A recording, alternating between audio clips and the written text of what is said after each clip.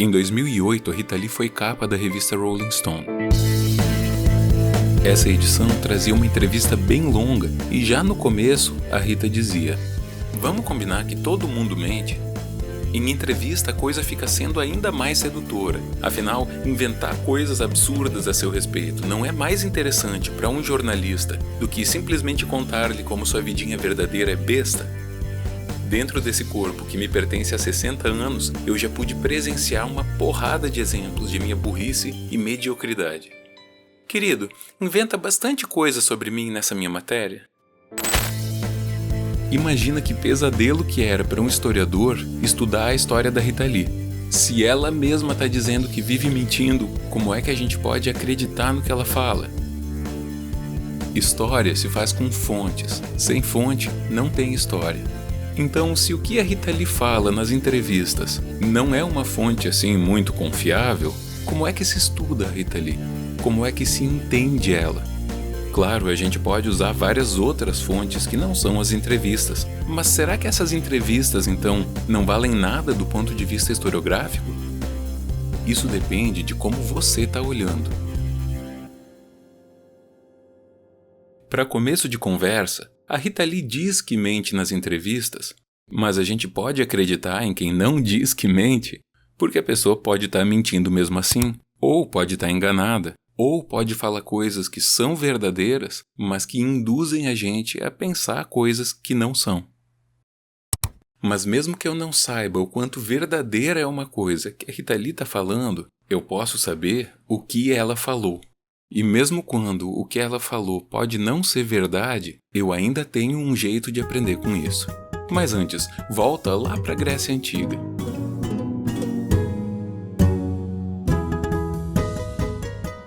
O Platão escreveu vários diálogos, e esses diálogos eram, para a época, mais ou menos o equivalente aos cortes de um podcast. Ele conversava com pessoas e via conversas entre pessoas e recortava daquelas conversas o que ele achasse interessante. Mas será que essas conversas aconteceram de verdade? Quem me garante que o Platão não inventou essas conversas? Ou então que ele não lembrava direito do que as pessoas tinham dito e escreveu do jeito que ele lembrava? Ou então que ele não entendeu o que as pessoas queriam dizer e escreveu ali o que ele entendeu e não o que a pessoa disse? O fato é que, dependendo de como você está pensando nessas ideias que o Platão descreve, talvez não importe se essas pessoas ou essas conversas existiram de verdade. O Heráclito falou que a gente não pode entrar 2 vezes no mesmo rio. E essa frase ficou muito famosa, deu muito o que pensar para muita gente ao longo de muito tempo. E se não foi o Heráclito que falou, nesse caso a ideia continua basicamente a mesma. A ideia de que nada está parado no universo, que tudo se move, que tudo se transforma. Da mesma forma, Heráclito e o próprio Platão falam sobre a história do navio de Teseu. Essa é outra história que também ficou muito famosa e ela tem um paradoxo que é mais ou menos o seguinte. Um cara chamado Teseu tem um navio e ele navega com esse navio. Aí a vela estraga, daí ele vai lá, tira essa vela e coloca outra vela que funciona. Aí o mastro estraga. Daí ele vai lá, tira o mastro, coloca outro mastro que funcione. E assim vai. Cada peça do navio, cada parte do navio vai estragando, ele vai tirando e substituindo por outra. Quando nenhuma das peças que está aqui no navio é original lá de quando o navio surgiu, esse ainda é o mesmo navio? E se eu pegasse essas peças estragadas, juntasse todas elas e montasse um navio com elas, qual dos dois seria o verdadeiro navio de Teseu? Esse é um pensamento muito útil para se analisar a história da Rita Lee, porque assim como o navio de Teseu, ela vai se transformando e se transformando e se transformando ao longo do tempo. E eu acredito que a melhor forma de entender a Rita Lee não é olhar para o navio no começo e nem olhar para o navio no final, e sim olhar para as transformações que ele passou, as mudanças que ele viveu. Mas para pensar nessas transformações, eu vou sair da Grécia Antiga e pular para o século XX.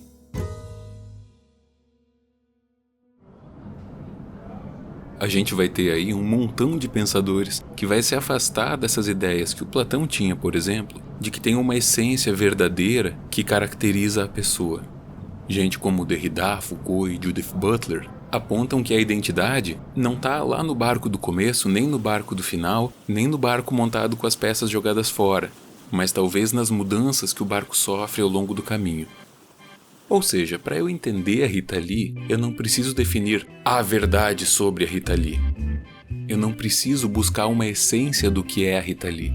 A gente cria a ilusão de uma Rita Lee fixa, cristalizada e que vai ser desse jeito e não daquele outro, através das coisas que ela faz e repete, e repete, e repete. E repete tanto que isso não parece mais ser uma coisa que ela faz, e sim uma coisa que ela é. Mas essa coisa que ela é não existe de verdade, ou pelo menos não de forma fixa e imutável. O que existe é ela repetindo e repetindo e repetindo. A gente constrói o que é uma identidade através desse longo processo, através dessas coisas que a pessoa repete e pra gente acaba parecendo que são coisas naturais e imutáveis.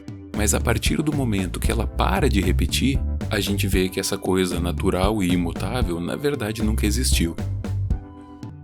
Se a gente vive num contexto em que por décadas a imensa maioria das mulheres tem o cabelo comprido e a imensa maioria dos homens tem o cabelo curto, pode começar a parecer pra gente que ter cabelo comprido é coisa de mulher e ter cabelo curto é coisa de homem. Enquanto em outros contextos, em outras sociedades, pode muito bem ser o contrário. Ter cabelo comprido é coisa de homem e ter cabelo curto é coisa de mulher. Em outra sociedade, as pessoas podem não ser nem divididas só entre homem e mulher. Menos ainda pelo cabelo. Eu posso não saber se algumas coisas que a Rita Lee falou são verdade, mas se eu souber de coisas que ela fala, de músicas que ela canta, de formas como ela se veste, formas como ela se comporta, formas como ela se apresenta no palco ou fora dele, e vejo como essas formas vão se transformando ao longo do tempo, através dessas transformações eu começo a entender a Rita Lee. E uma coisa que é muito fácil de perceber a respeito dela é que em um contexto em que se repetia determinado comportamento, repetia determinado tipo de música, repetia determinado tipo de estética, quando ela aparece e não repete essas coisas, aí, meu amigo, aí, minha amiga, a gente tem história.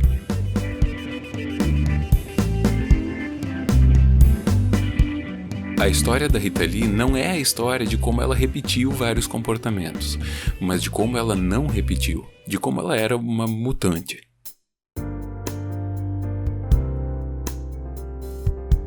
Eu criei uma categorização para entender as fases pelas quais a Rita Lee passou e como ela mudou as formas de cantar, se apresentar, se vestir, falar, e como isso foi tornando a Rita uma mulher diferente ao longo do tempo.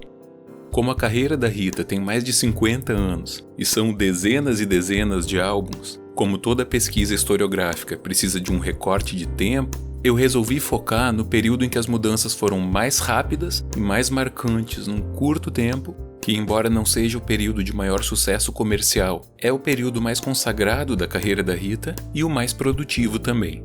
É o período de 66 até 75.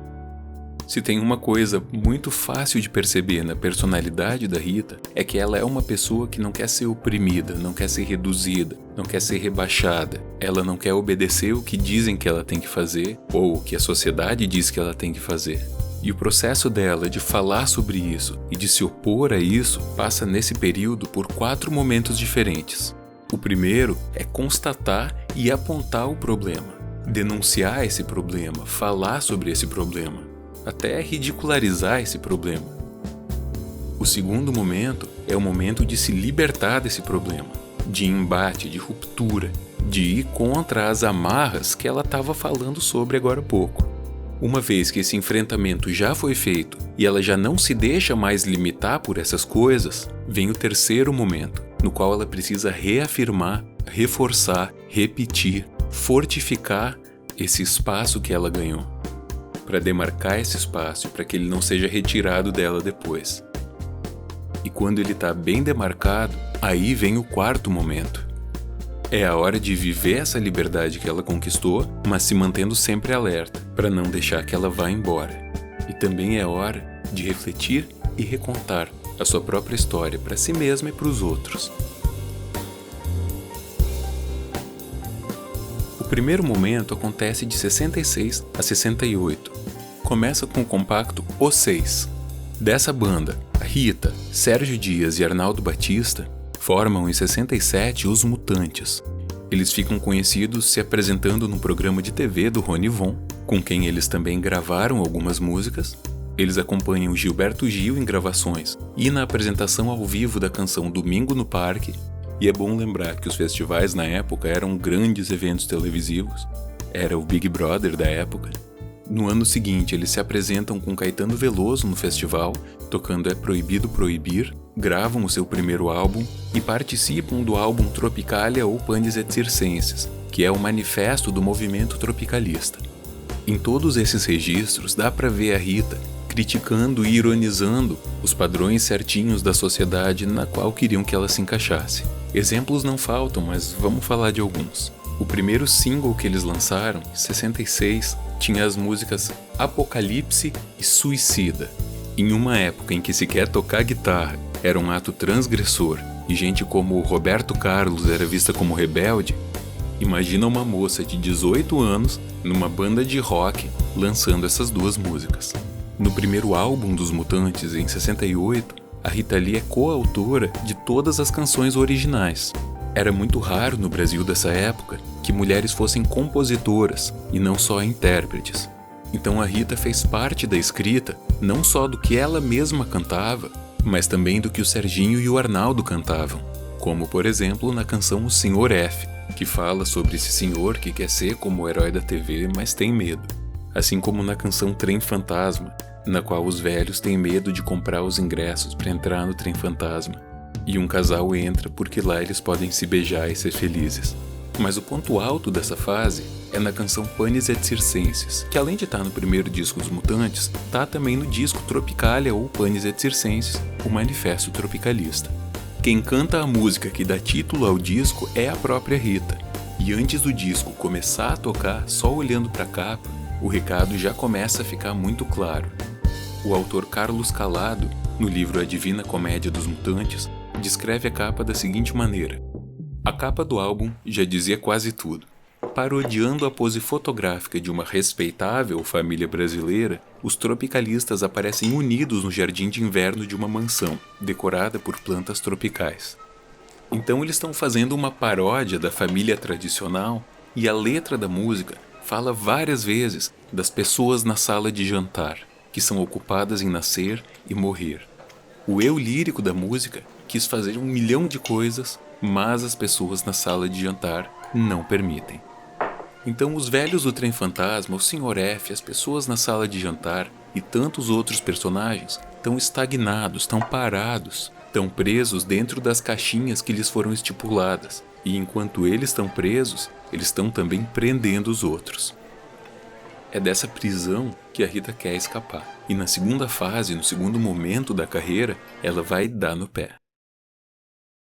Se a Rita descreve esse mundo que ela está vendo e criticando e ridicularizando como um mundo cheio de medo, de pessoas caretas e paralisadas com o qual ela quer romper, do qual ela quer se libertar, então como é que ela se liberta? Como é que ela reafirma essa liberdade? E como é que ela reflete a respeito disso tudo? Bom, isso é material para o nosso próximo vídeo.